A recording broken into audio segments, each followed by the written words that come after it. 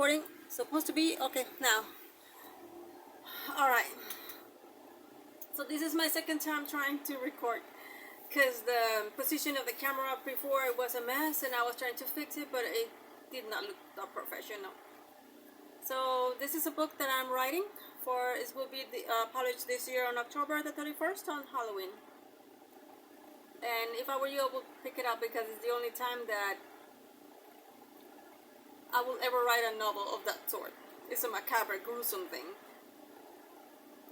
So also I have a blog. A new blog is called Lady Angela Third, the author, .substack.com. And I mentioned the title of the article on the post is The Journey Becoming an Author.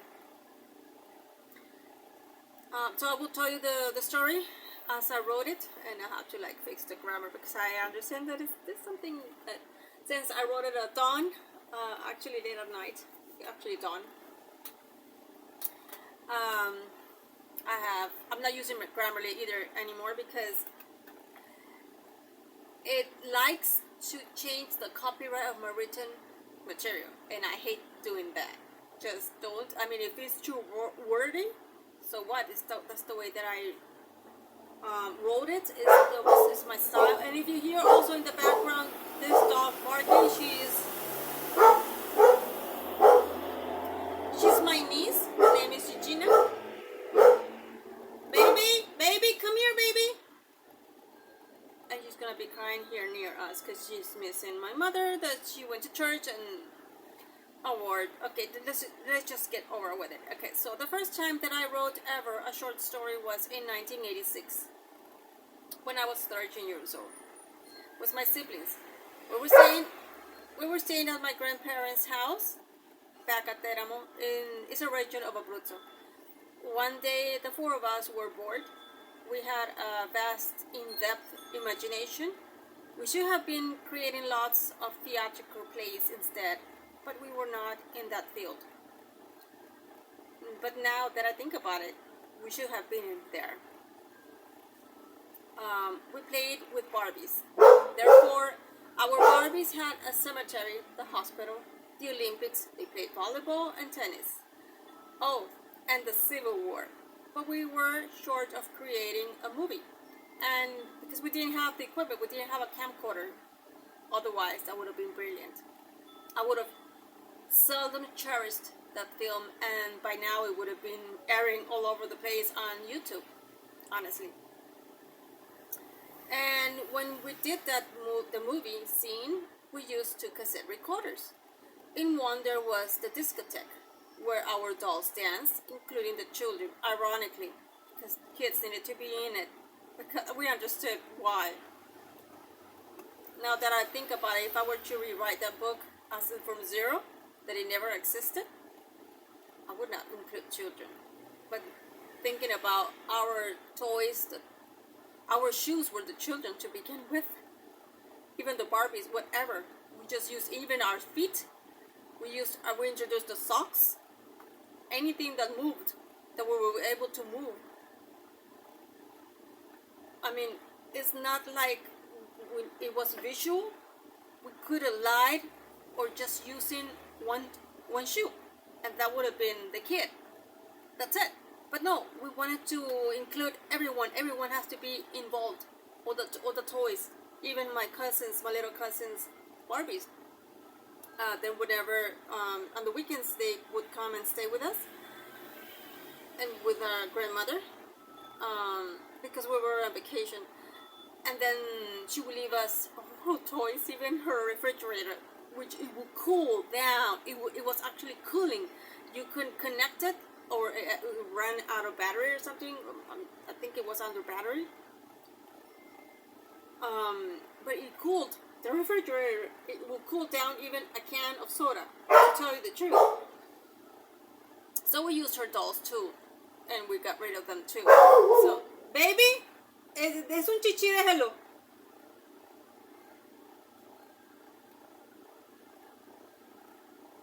I had the feet of my doggy. I had once a dog, and I can't believe it is.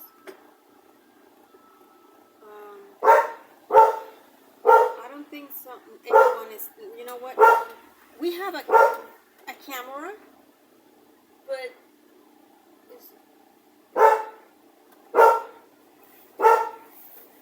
he looks so short. I think it's mine. Oh my gosh! Okay, I'll be a moment.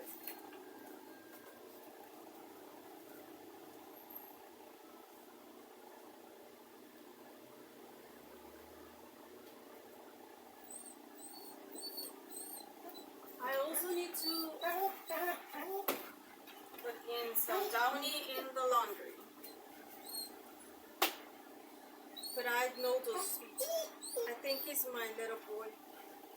And I don't understand. I mean, I had to give it away because my brother didn't want him in his house.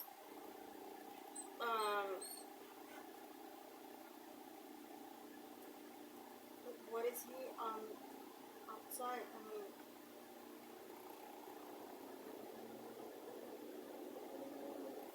in the camera, I don't see him there anymore, but I can recognize him.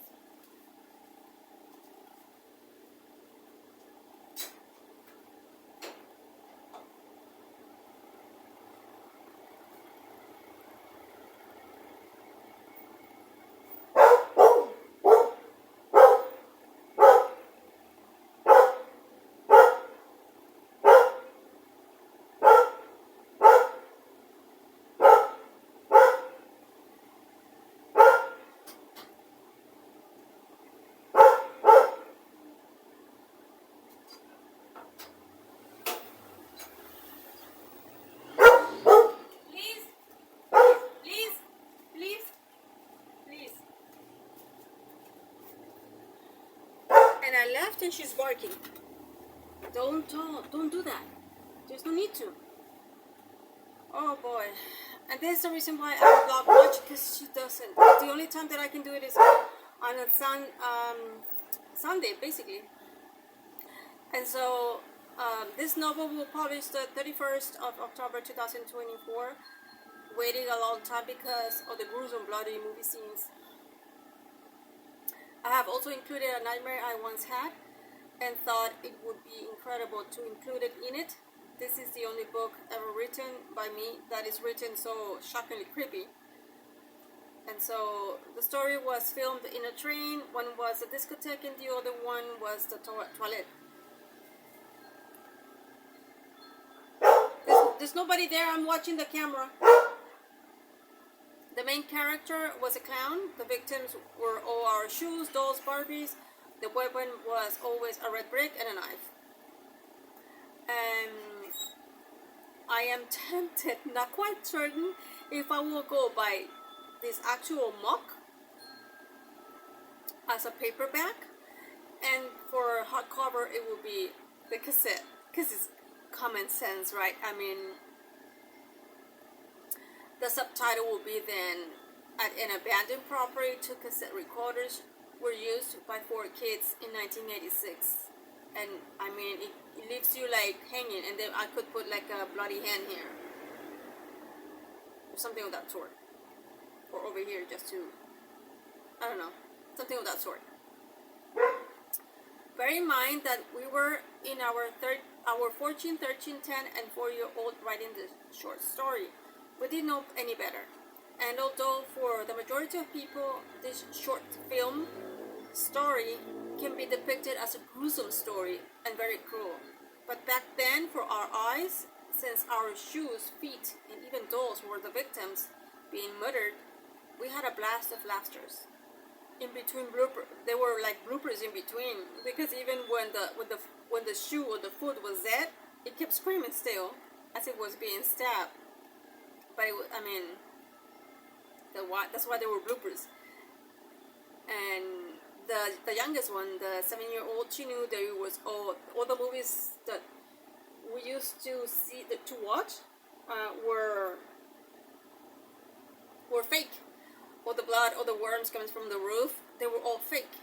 So we can make believe something of that sort, but without using worms, because eventually we will have to go take the worms to make it more realistic, because to be more realistic, the thought of being realistic itself, it came from me. But if I were to get the worms, then I would go downstairs at the garden in the middle of the courtyard on the back of the building, of the flats, and then to take out the worms, to put the worms there and make it look more realistic for our eyes, because there was no video calls.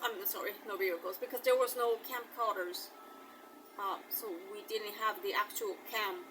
Otherwise, then I would have gotten the worms and make it look realistic, like the worms, swooping down, moving on the hair of the Barbie, something of that sort. That the same actual thing or scene that we used to watch on Dario Argento, in which I will display later on. I will talk about it. This is about it. And the movie itself, as if I were to, because this is the actual thing, I write my novels with the rhythm or smell or scent, or I don't know, of a movie, that you're watching a movie, and that this book, it was based on a movie. And what is that? And it's on over. Yeah, I have to fix that, because I can see the other one here. Okay, then I'll fix that later. Okay, so over here, okay. Upon the audio film creation, so this is like this is the novel itself. This is the actual manuscript of The Whistle, a macabre novel. If you once walk in, you're never coming out. I need to update my logo because I don't like how it looks. It looks very basic. This is a copyright and is copyrighted in 1986, although also I will also include 2024, because honestly it will be displayed this year. And so the audio film creation as a form of introduction of the actual story, how it was born. This book was created from a derivation of a production that my siblings and I created by using only 2 cassette players. In one, we used it purely for music. It was a discotheque. The characters were Barbie's shoes, other dolls, meaning my youngest cousin's dolls. And when she came back, they were alive still, so nothing got hurt. And a clown, the character, Purple Pieman, was from Strawberry Shortcake. He was the clown, basically. Then you can imagine him stepping his plastic feet onto the tile on the floor. Ta ta ta ta ta. From Strawberry Shortcake, yeah. The scene took place inside a train, an imaginary train. Inside, let me just write this here.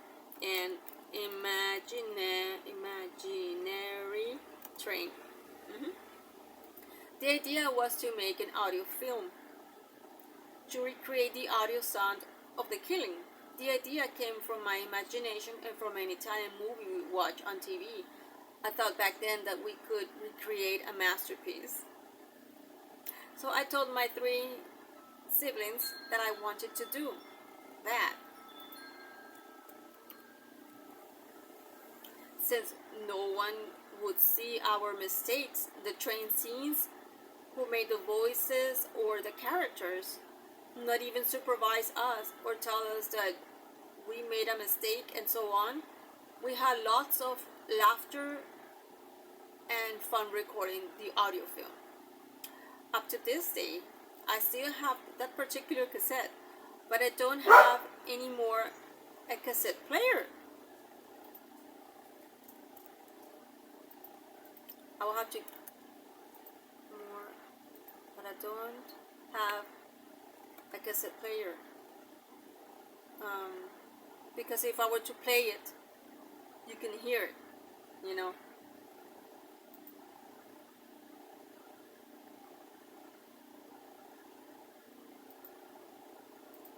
Let me see, because whoever is doing this grammar fictions or corrections, actually, corrections on Google itself, the employees are messing up the entire English grammar.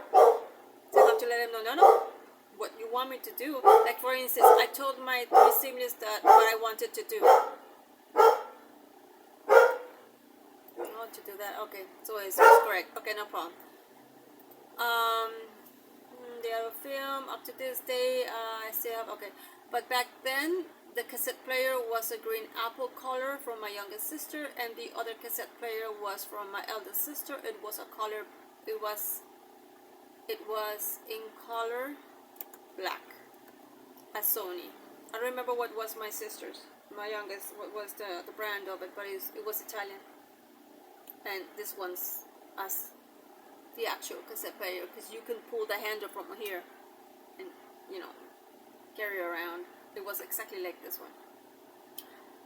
In the process of the killing of the dolls that represented the children being stabbed and killed by the clown, you will hear our voices laughing while making the characters scream in terror. Big time bloopers. What did we watch on TV back then?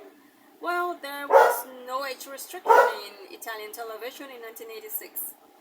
We were not even supervised in what we were watching. Around 8 p.m., Dario Argento's macabre movies aired, and at dawn, pornography aired.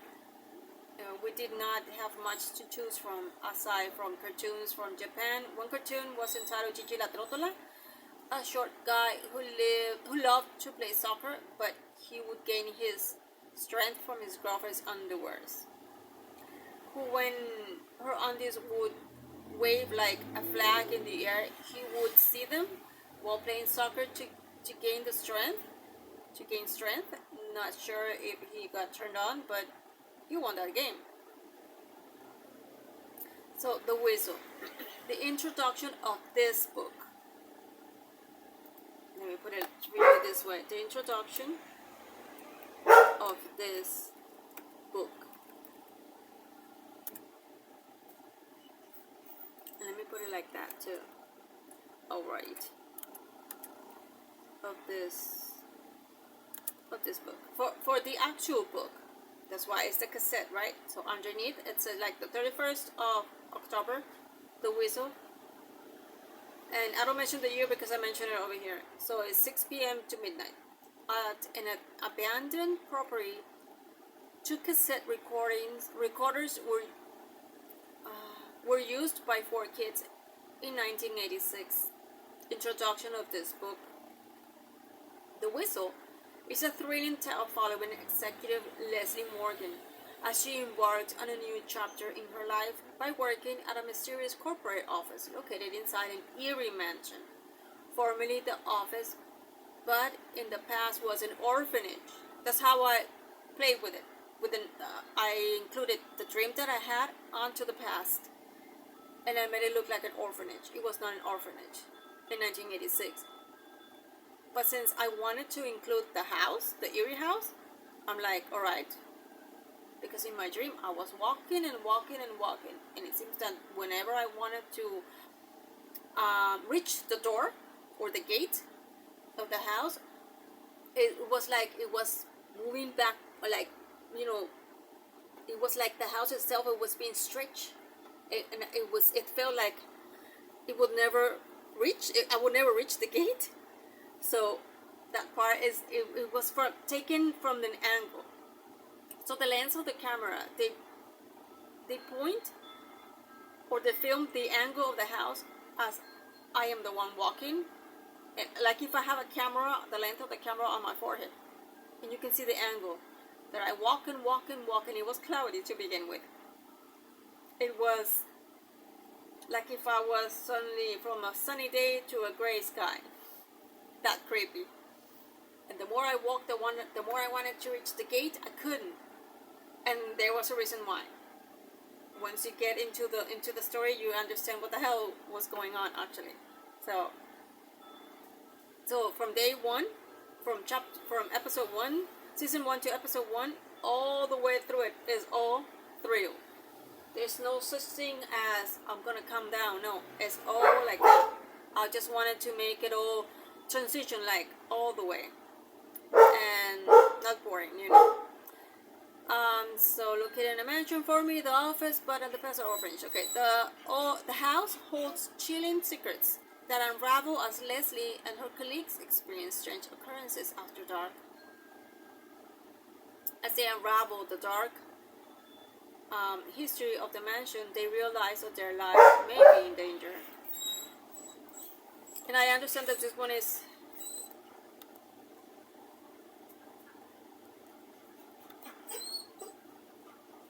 moved all the way.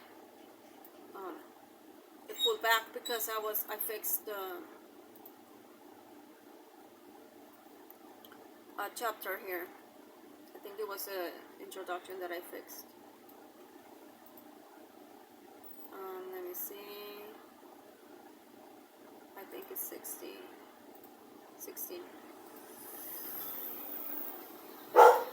Okay, so Season 1, Episode 1, The Corporate Building.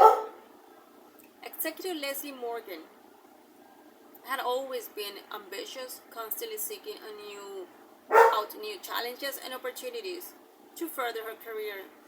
So when she received an invitation to work at a prestigious corporate office located inside an eerie mansion, she jumped at the chance.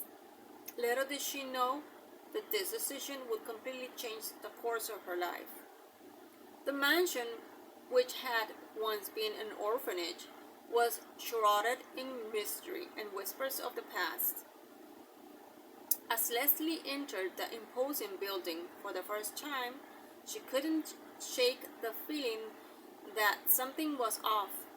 The walls seemed to whisper secrets, and the air felt heavy with unidentifiable presence. Leslie's new colleagues seemed equally unnerved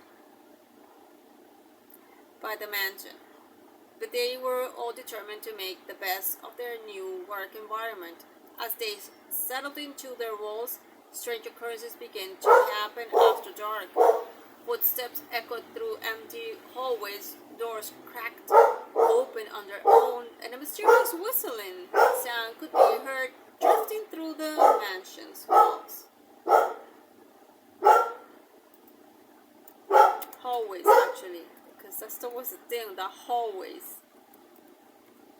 Wait. I hate it when I leave it in caps, and when I need a cap, I don't find the caps. Hallways. Hallways. The mansion's hallways. Hi, Dad. At first, Leslie dismissed these occurrences as nothing more than her overacted imagination. But as the days turned into weeks and the strange happenings began more frequent, she couldn't ignore the feeling of unease that settled in the pit of her stomach. One evening, as Leslie and her colleagues worked late into the night, because it was a law office, they heard a blood-curdling scream coming from the far end of the mansion. Heart-pounding, Leslie led the group towards the source of the sound. What they found was a room filled with old, dusty children's toys and a faded photograph of the orphanage's former residents. As they studied the photo, they noticed that several of the children were holding onto a whistle, the same whistle that they had been hearing late at night. Suddenly, the pieces began to fall into place, supposedly, and they realized that the mansion was haunted by the spirits of the orphanage children who had once lived there.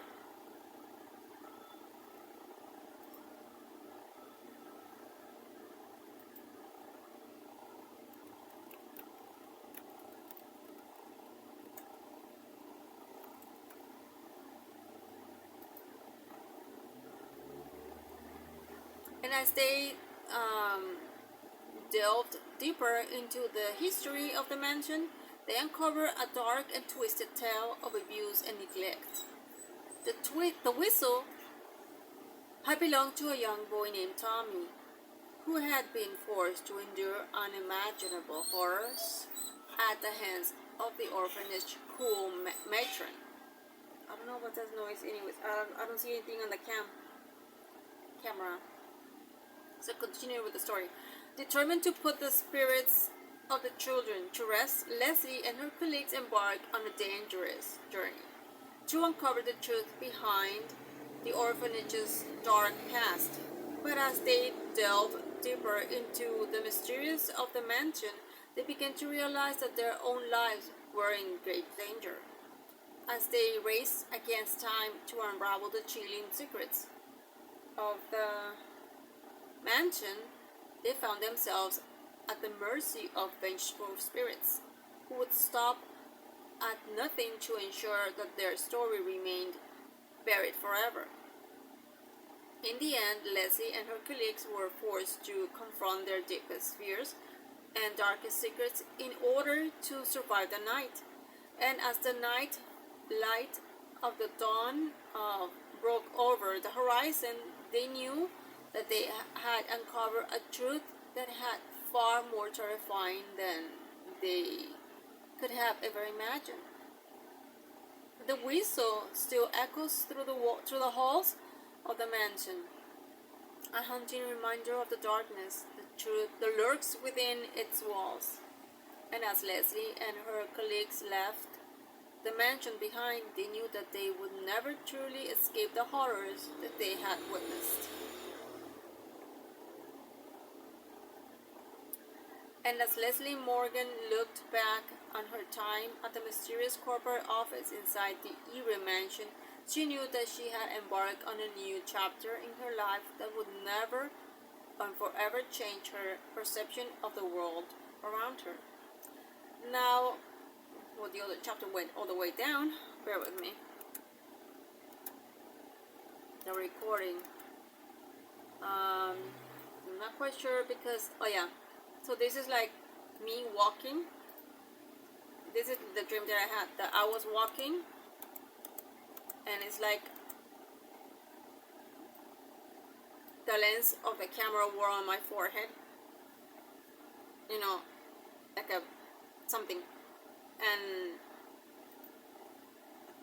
it's like I was recording. So what I did is that I called this chapter, the recording. Let me put 16 here, because that's how it's supposed to be. Yeah, the whole thing moves. So the lens of the cameraman captures an angle of the eerie, almost abandoned property to which served a so-called corporation. At least it was called a corporation. Or was it to attract women only? So, as attorney David McDonald entered the corporate house down at Main Street, overlooking an old abandoned train cabin. Well, he ain't just holding a webcam, recording anything his camera could capture to later edit. So as he adjusted his lens, he couldn't shake the feeling of unease that washed over him. The abandoned property loomed before him, the remnants of what was once a driving corporation,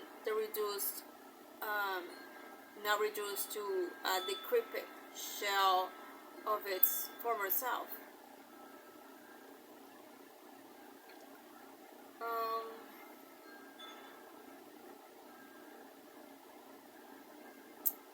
I'm not sure. Okay, let me see here. Not sure because I wrote it today. Actually, at dawn. It was not done. It was like 5:30, almost done. You know.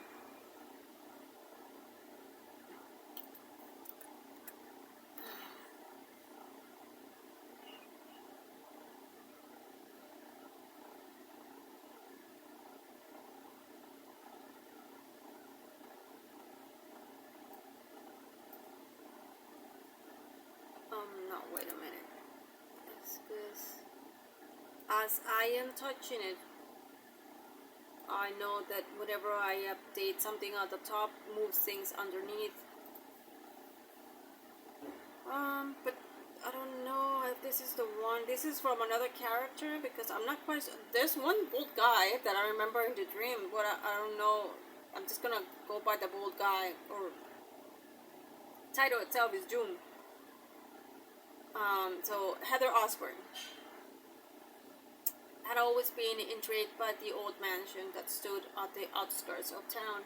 It was a towering structure with turrets and spires that reached towards the sky, casting a shadow over the surrounding landscape. As she walked past it on her way to work, she couldn't help but feel a sense of unease wash over her. Everything was uneasy on everyone, all of them. Just want you guys to know who the characters are, and even though it sounds more or so the same, get the point what I'm talking about. The building seemed to loom over her, its dark windows watching her every move. It was as if the mansion was alive with a malevolent presence that permeated the air around it. Heather quickened her pace, eager to put some distance between herself and the foreboding structure. But no matter how fast she walked, the mansion seemed to taunt her. The distance between them never changing.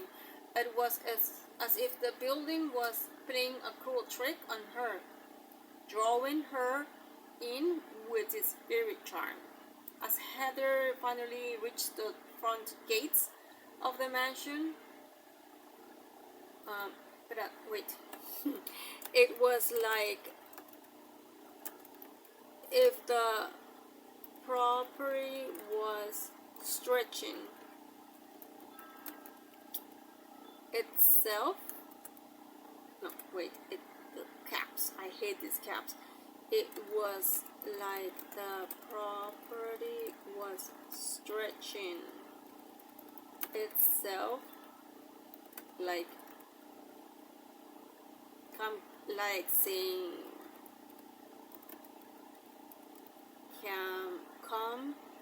come on over and reach me.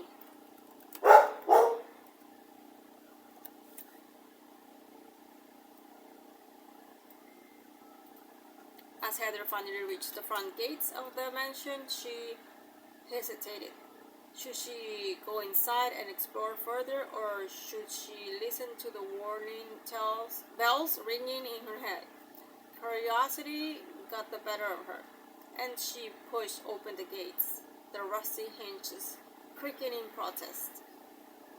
The interior of the mansion was even more unsettling than the outside.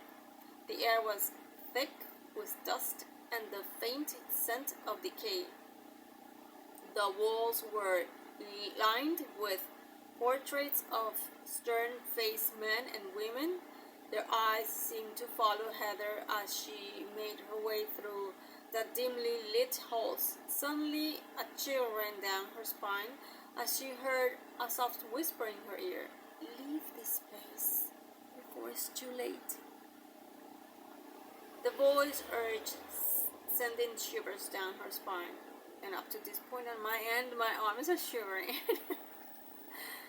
Heather turned to flee, but the doors began to slam shut with a deafening crash.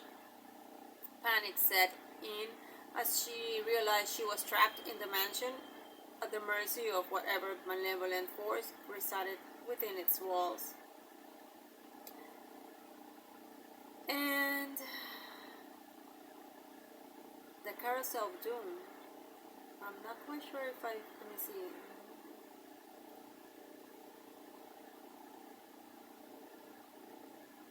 Oh, Emily. Emily has a beautiful last name. Actually, it depicted everything. It's Emily Grave. But I think it's gonna go by Graveyard. Emily Graveyard. Let's go by that. I understand myself. This is season 1, episode 4, The Carousel of Doom. I'm not quite sure what it is, but I don't even remember. But it was trapped in this sinister carousel of doom. Strange things began to happen. Just the reason why I kept on going that, for instance, strange things happened and so forth to all of them, because I want you guys to know what happened in those chapters, because then individually, as I am gonna be doing that now, is when it gets gruesome. and I'm just gonna finish it up from here because I don't want to throw away or give you away all the chapters, because this is what I will be working on to season of, let me see, from season 1 to episode 5. I will be working all the way to season 3 episode 25, and it all depends on how many pages I will be working on, because as for the moment I have 28 pages or 17 pages written. Well, actually almost, because it's episode 5 is 18 pages written almost, because I have also included about the author is at the end. And so I have already added the copyright, the audio film creation of 1986, and introduction of this book, just for you to understand this book and what was it back then. I could have gone by the audio film creation at the bottom instead, which I'm still debating, but I think I'm going to leave it like that, because then if I do move it, I'll have to go back and play again with all this, and I don't want to come and mingle with it. I just have to fix this, like bring it a little bit up like that. As far as I'm concerned, this part, well, it's not doing its justifying thing. I think I'm just gonna screw it. Let me see, like that. Yeah, I just wanted to get rid of that thing here, because it looks like an apostrophe on top, but it's not supposed to be there, because well, I understand myself.